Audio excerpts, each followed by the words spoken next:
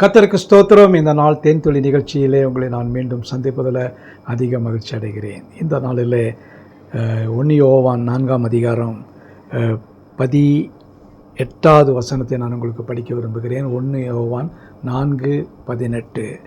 அன்பிலே பயமில்லை, பூரண அன்பு பயத்தை புறம்பே தள்ளும். பயமானது வேதனையுள்ளது, பயப்படுகிறவன் அன்பிலே பூரணப்பட்டவன் அல்ல.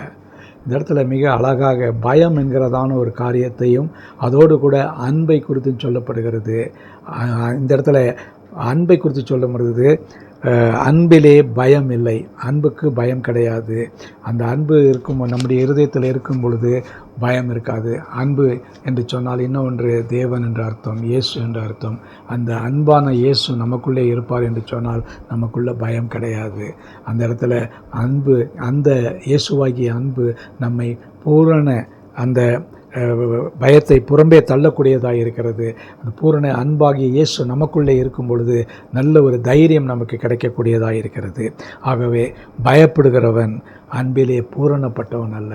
நீங்கள் பயப்படுகிறவர்களாக இருந்தாக்கா அன்பிலே பூரணப்பட்டவர்கள் அல்ல என்று சொல்லப்படுகிறது. நீங்களும் நானும் ஒரு பூரணப்பட்ட அன்புடைய மக்களாக இருப்போம் என்று சொன்னால் நிச்சயமாகவே உங்களுக்குள்ளாக ஒரு பயம் உங்களுக்குள்ளாக இருக்காது. ஆகவே இந்த நாளிலே இந்த பயத்தை புறம்பே தள்ளுவோம், பயத்தை நீக்குவோம். பயத்துக்கு பதிலாக இயேசுவை நம்முடைய இருதயத்துக்குள்ளாய் கொண்டு வந்து அவரை நாம் இருதயத்திலே வைத்திருக்கும் பொழுது பயம் நமக்குள்ளாக வராது. ஆகவே இதை நாம் சிந்திப்போம். இந்த நாள் நமக்கு ஆசீர்வாதமாக இருக்கும். நல்ல ஆண்டவரே, இந்த நேரத்தில் இந்த அன்புக்கு பயமில்லை என்பதை குறித்து நீர் எங்களோடு பேசினதுக்காக ஸ்தோத்திரம். ஆசீர்வதிங்கயா. பூரண அன்பு ஆண்டவரே எங்களுக்குள்ளாக இருக்க நீங்கள் கிருபை செய்ய வேண்டுமா ஜெபிக்கிறோம். எல்லா காரியத்தையும் உடைய கருத்தில் போடுகிறோம். இந்த நாளை எங்களுக்கு ஆசீர்வாதம் தர வேண்டுமா ஜெபிக்கிறோம்.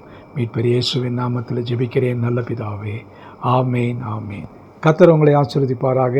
இந்த நாள் உங்களுக்கு ஒரு பயமில்லாத ஒரு நாளாக இருக்கட்டும். ஆமேன்.